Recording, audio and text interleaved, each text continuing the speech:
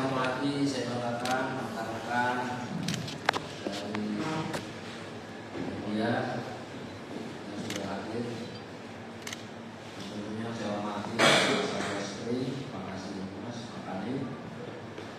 Pertama-tama, marilah kita panjatkan puja syukur kepada Allah Subhanahu wa Ta'ala karena siang hari ini kita masih diberikan kesehatan, keselamatan sehingga bisa berkumpul pada siang hari ini di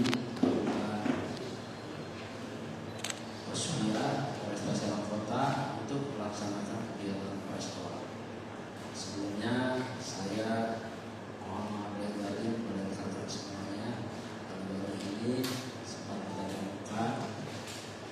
Jadi kita langsung saja, ada dua kasus yang menonjol dari atensi yang perlu saya sampaikan pada kesempatan siang hari ini.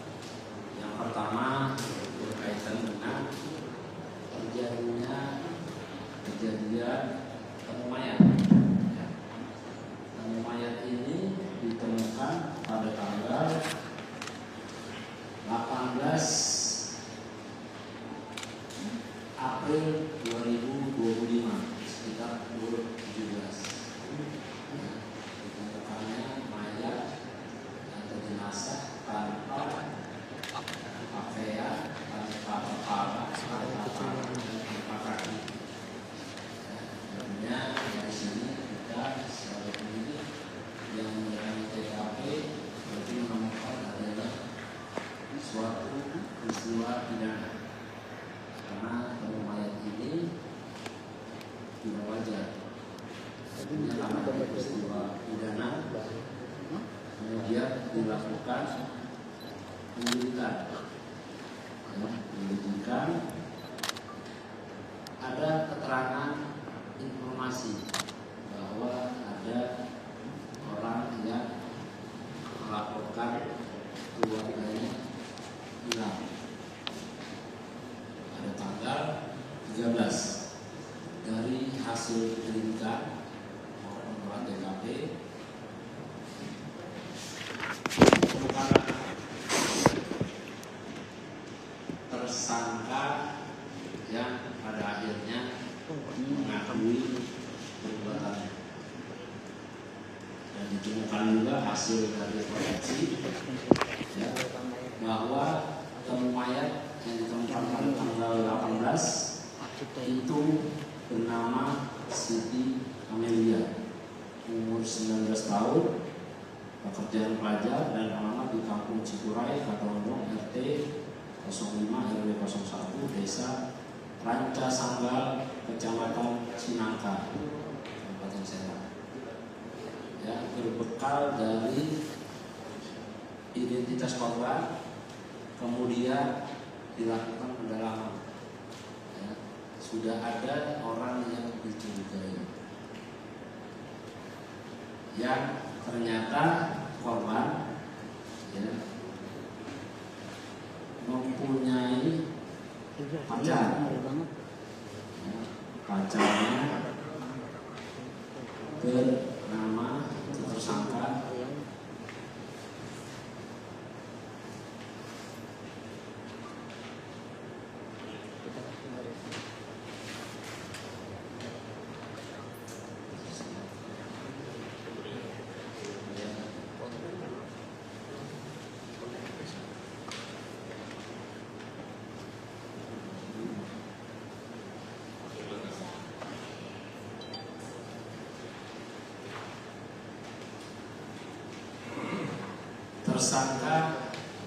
inisial MY yang umur 22 tahun, alamat di Kampung Baru Ciberuk, RT 02 RW 04, Desa Gunung Sari, Kecamatan Gunung Sari.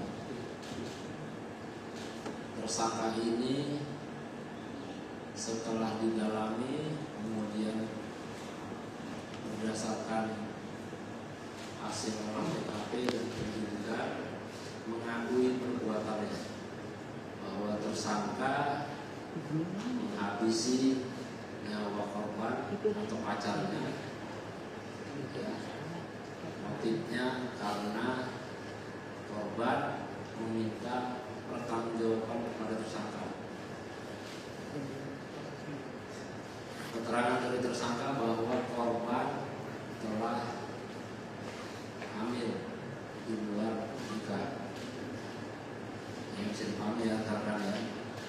Bagaimana kronologisnya? Kronologis sehingga tersangka berniat untuk menghabisi nyawa korban. Karena bisa kita ketahui bahwa korban dimutilasi atau dilakukan pemotongan di bagian kepala, tangan kanan maupun kiri, dan kaki kanan maupun kiri. Bagaimana kita bisa menetapkan ya, bahwa korban ini melakukan pembunuhan berencana? Karena korban pada saat tanggal 13 April pada pukul 13.30 dijemput oleh tersangka di kediaman kakek korban yang berada di kampung Palimping, Desa Keramat Tiban, Kecamatan Pandarinjang. Ya, jadi korban dijemput oleh tersangka pada tanggal 13. Kemudian tersangka membawa korban untuk memakan bakso di daerah Ciamas. Setelah makan bakso kemudian diajak ke taman di Mancak, dan pada akhirnya diajak untuk bertemu dengan penjual obat. Penjual obatnya adalah penjual obat untuk menggugurkan kandungan korban. Diajak ke lokasi di Gunung Kupak, Desa Gunung Sari, dengan alibi untuk bertemu dengan obat. Sesampainya di lokasi, terjadilah cekcok antara korban dengan tersangka. Kemudian korban ada memukul tersangka, tersangka tersulut emosi dan kemudian menghabisi nyawa korban dengan cara mencekik korban dengan menggunakan kerudung yang digunakan oleh korban, kerudung putih. Setelah itu, setelah korban sudah pingsan, tersangka dengan sengaja ya, memastikan bahwa korban telah mati. Dengan cara apa? Dengan cara melilitkan leher korban dengan kerudung dan kemudian menenggelamkan kepala korban ke dalam air sehingga korban tewas. Ya, di sini kita lihat bahwa niatan dari pelaku memang ingin menghabiskan nyawa korban. Ketika dia tidak berniat, tentunya cekcok, kemudian dicekik, dia pasti meninggalkan lokasi kejadian. Kemudian setelah sudah dipastikan bahwa korban tewas, pelaku kembali ke rumahnya. Kembali ke rumah, kemudian mengambil golok dan kembali lagi ke TKP untuk menghilangkan jejak. Dengan cara apa? Pelaku memotong kepala, tangan bagian kiri dan kanan, dan kaki kiri dan kanan. Setelah dipotong dengan sadisnya, korban memasukkan bagian kepala, tangan dan kaki ke dalam karung beserta dengan dompet, jam, handphone, dialirkan atau dibuang ke aliran sungai. Sementara untuk sisa bagian dari jenazah oleh pelaku dibelah di bagian dada. Kenapa ini dibelah? Ya, tentunya untuk menghilangkan gas yang ada di dalam tubuh. Jadi ketika ditenggelamkan tidak akan timbul permukaan. Di sini tersangka kemudian berusaha menyembunyikan atau menggunakan kayu besar, korban ditenggelamkan. Selanjutnya tersangka kembali ke rumahnya. Nah, jadi dia sudah niat menutup jejak-jejak dari perbuatannya. Untuk pasal yang kita persangkakan yaitu pasal 340, ya, pasal pembunuhan berencana dengan ancaman hukuman mati atau seumur hidup atau selama-lamanya 20 tahun. Ini kenapa kita terapkan? Karena memang hasil dari pemeriksaan ditemukan tersangka memang berencana untuk menghabisi nyawa korban. Untuk motif, tadi saya sudah sampaikan bahwa motifnya karena tersangka disampaikan bahwa pacarnya hamil dan diminta pertanggungjawaban, tersangka kalut. Ya. Dia dari handphone juga ditemukan bahwa ada niatan untuk menggugurkan kandungan dengan cara membeli obat. Namun karena obat menggugurkan kandungan tidak ada atau tidak ada obat penggugur kandungan, maka timbullah niat dari tersangka untuk menghabisi nyawa korban. Sampai di sini ada yang ingin ditanyakan? Silakan. Izin Pak, ngomong dari Izin Pak Kapolres, ngomong dari Cinta, mempertanyakan untuk bagian tubuh yang tadi tidak berada di lokasi ditemukan korban itu sendiri sudah ditemukan semua atau seperti apa? Kemudian pelaku ini memang niat hanya membunuh atau hingga memutilasi untuk menghilangkan jejak? Terima kasih. Baik, terima kasih. Jadi hasil dari pengakuan tersangka untuk bagian kepala, tangan kiri dan kanan, kepala dengan kaki, untuk bagian tangan tidak ditemukan. Kemungkinan besar tangan sudah dimakan biawak. Karena untuk jenazah dari jarak waktu tanggal 13 ditemukannya jenazah tanggal 18, sudah 5 hari. Jadi kemungkinan tangan busuk karena dimasukkan di karung. Karena ketika kita temukan posisinya karung sudah terbuka. Kemudian dari pertanyaannya, apakah tersangka memutilasi atau hanya membunuh saja? Dengan sadar dia pulang ke rumah mengambil golok, kemudian balik lagi ke TKP memotong tubuh korban. Perlu diketahui oleh rekan-rekan sekalian, karena memang tersangka bekerja di kandang ayam di seputaran Gunung Sari, dan dia mempunyai tugas atau biasa memotong ayam. Izin Pak, Ya. saya Dwi Pak dari Merdeka.com.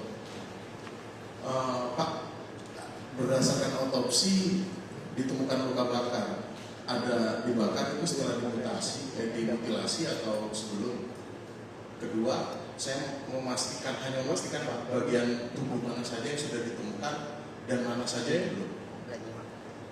Baik, tadi saya sudah sampaikan untuk hasil dari otopsi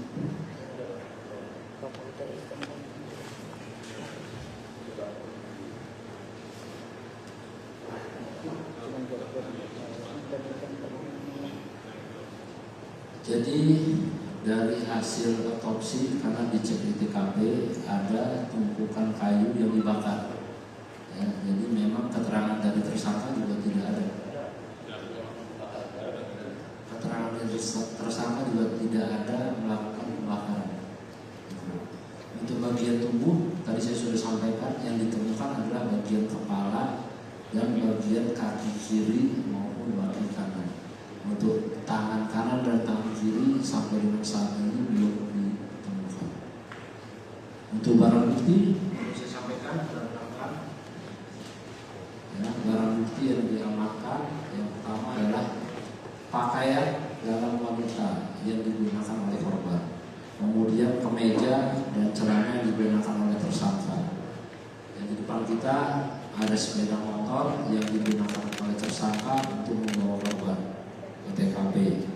Kemudian ada kerudung putih yang digunakan tersangka untuk mencekik korban. Dan ada jam tangan korban. Jam tangan korban berwarna putih. Dan tentunya hasil dari visum dari dokter. Yang lain, izin menambahkan. Saya paham Pak dari yang ada batin ada beberapa pertanyaan. Yang pertama ini ada terjadi pemutilasian dan kemudian ditemukan organ tubuhnya yang terpisah. Maksud saya ini ditemukan di posisi yang mana dari titik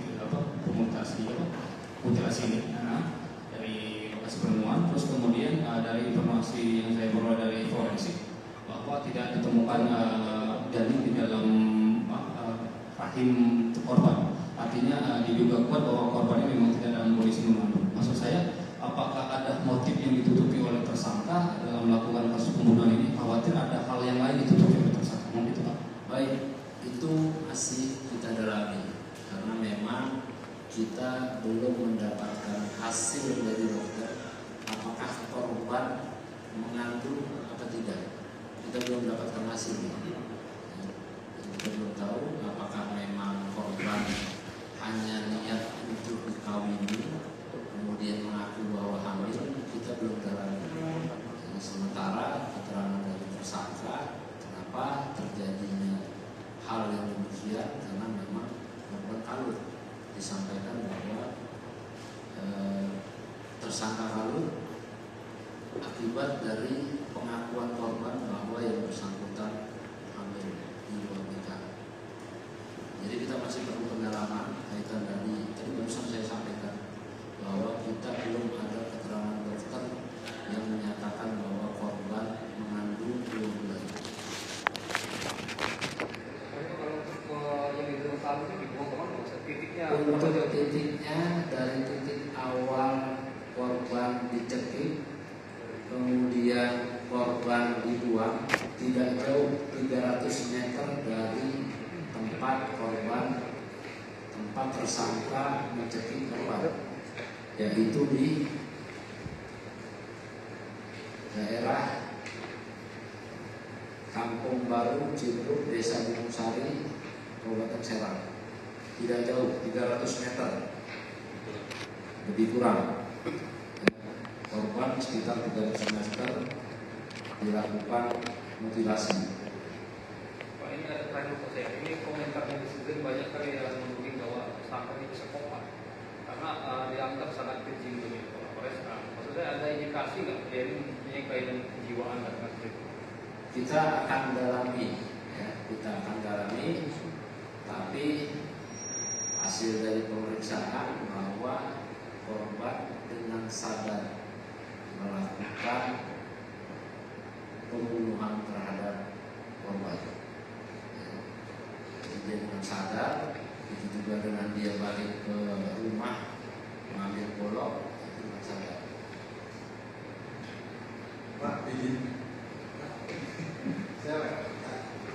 Saya analis Pak dari CCTV. Apakah setelah penganiayaan dan mutilasi itu si pelaku membawa barang-barang korban? Artinya ketika dia membawa barang-barang korban itu kan pemberatan. Maksudnya udah 3 kali itu. Tidak ada. Semua barang ditemukan di seputar konsep, ya, baik pakaian yang dikenakan oleh korban maupun jam dan handphone. Sampai dengan saat ini handphone masih belum ditemukan. Yang ditemukan jam yang digunakan oleh korban. Terima kasih Pak Kapolres. Jadi Pak, saya pikir dari detik.com tadi pasal yang dilaksanakan adalah pasal terkait dengan pembunuhan berencana. Saya ingin tahu secara kronologis. Misalkan ini kan terjadi pada tanggal 13 itu pagi, terus jam berapa, terus kemudian pasal pembunuhan berencana yang menjadi yang harus dibuktikan pembuktian selanjutnya adalah pasal pembunuhan. Ada upaya misalkan dari tersangka untuk menyembunyikan identitas pengemudi tersebut, misalkan golok dia buang kemana, terus kemudian barang bukti yang lainnya dia sembunyikan dan sebagainya. Dan apakah ada upaya tersangka untuk melarikan diri dan sembunyi di mana? Baik, saya sampaikan kepada rekan-rekan kenapa kita terapkan pasal pembunuhan berencana 340, ya, kita juntuhkan kepada pasal 338. Karena dari peristiwa yang ada, ya, pelaku dengan sadar setelah dia mencekik leher korban dengan kerudung, tidak berusaha untuk menolong korban, ya. Bahkan dengan kronologis yang tadi saya sudah sampaikan, dia memastikan bahwa korban ditenggelamkan atau dibenamkan kepalanya ke dalam air, genangan air, ya. Dan kemudian dengan sadar yang bersangkutan kembali ke rumah untuk mengambil golok, ya. Ini upaya tersangka untuk menutupi hasil perbuatannya. Kenapa kita terapkan 340? Karena ternyata dia mengambil golok, kemudian membuang ke sungai potongan bagian tubuh korban. Dan tersangka juga sudah dimintai keterangan oleh keluarga korban membuat alibi, ya, membuat alibi pada saat tanggal 13 dia bertemu dengan orang lain di tempat lain. Hasil dari pengecekan dari handphone tersangka, di situ kita lihat bahwa korban memang berusaha untuk memesan obat penggugur kandungan, namun tidak dapat. Nah, di situ kita akan uji, kita akan lengkapi, ya. Kita akan berusaha lengkapi nanti, ya, unsur-unsur pembunuhan berencananya akan kita dalami. Baik, yang lain? Cukup ya? Ya. Tidak ada upaya dari pelaku untuk kabur karena dia sudah menyiapkan alibi-alibi. Ya, ya, dia masih di rumah. Nah, di sini akan kita dalami. Kalau dia pembunuhan biasa 338, ya, itu dia pasti akan kabur, takut, ya. Terakhir dari saya Ya. Ada upaya dari polisi untuk melakukan uji mental Iya. tersangka karena kami Akan kami lakukan, ya, akan kami lakukan.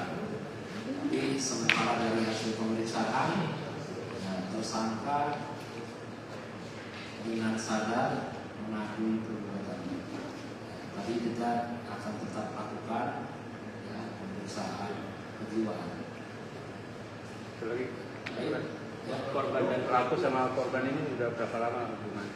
Untuk hubungan berdasarkan hasil keterangan dari tahun 2021 pada bulan Maret, dan sudah ada keterangan dari tersangka bahwa berhubungan intim dari tahun 2021 sebanyak kurang lebih 4 kali. Cukup ya? Cukup ya? Baik.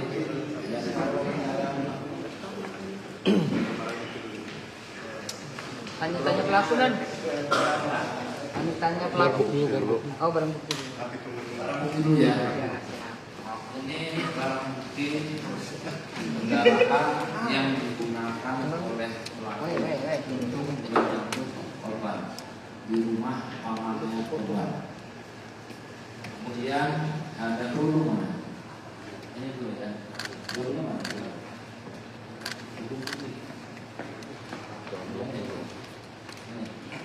Nah, ini peluru yang digunakan untuk mencekik awal, ya, awal mencekik. Kemudian setelah itu pulang ke rumah, ini yang diambil oleh tersangka untuk memotong bagian tubuh korban. Dari sini Pak Kapolres izin dua punya dia ke orang tua. Udah mati.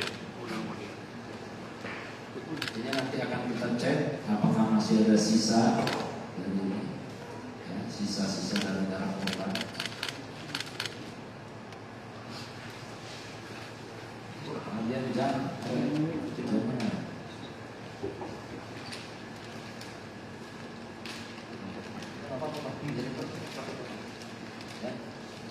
saya perlihatkan ini jam korban. Ini ditemukan tidak jauh dari TKP. Jadi kalau masnya ada menyampaikan ada nggak motif lainnya 365. Ini jamnya ditemukan di TKP. Itu hasil penggeledahan di rumah tersangka tidak ditemukan. Cukup ya? Oke, kita tanya kepada tersangka.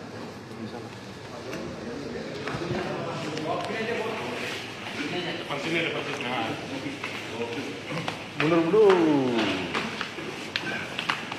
sedikit. Nah, posisi menentukan prestasi. Saudara, apakah mengakui perbuatan telah membunuh pacar saudara? Menyesali perbuatan yang saudara lakukan. Hamil berapa bulan? Pengakuannya hamil berapa bulan? Pengakuan dari korban berapa bulan? Sudah berapa kali? 4 kali Pak. Saudara melakukan hubungan intim? 4 kali. 4 kali. Pengakuan dari korban yang membuat saudara kalut hamil berapa bulan? 2 bulan Pak. 2 bulan. Ada upaya dari saudara untuk menggugurkan kandungan korban? Ada Pak. Dengan cara apa? Membeli obat. Membeli obat apa? Menggugur kandungan. Sempat diminum Kenapa kan obatnya? dinikahi aja? Maulana, perasaan kamu ketika saat memutilasi itu seperti apa? Gelap Pak. Gelap ya? Kalut ya? Kalut. Hilang. Gelap Pak. Enggak, kenapa nggak dinikahi aja daripada mutilasi?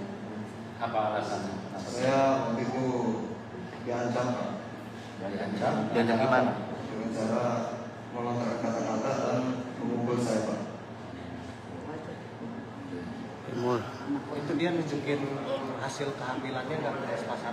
Ada, Nunjukin. ada katanya di Flashback ya? handphone ya? Iya Pak. Dikirim ya? Via apa? Iya Pak. Via WA. Berapa bulan udah? 2 bulan. Keterangannya 2 bulan. Ini tentu perlu pendalaman karena dari dokter belum ada keterangan yang diserahkan ke kita bahwa korban temu mayat itu dalam kondisi hamil. Oke, apa mall ya? Profesinya Wol? Profesinya apa? Saya kuli Pak. Kuli di Ternak ayam Pak. di ternak ayam. Sudah biasa matang ayam ya? Iya Pak. Sudah biasa. Sudah biasa Pak. Dulu Oh, iya. ikut program salah satu TV ya? Ada ya? Foto kecil Pak. Berapa tahun itu waktu Umur berapa di kamu? program TV orang Iya ya. Nggak, kalau memutilasi waktu berapa lama kemarin itu? Mungkin sekitar 20 menit. 20 menit. Cepat juga berarti ya? Iya. Biasa jagal ayam ya? Sudah. Oh, udah cukup belum? Mengakui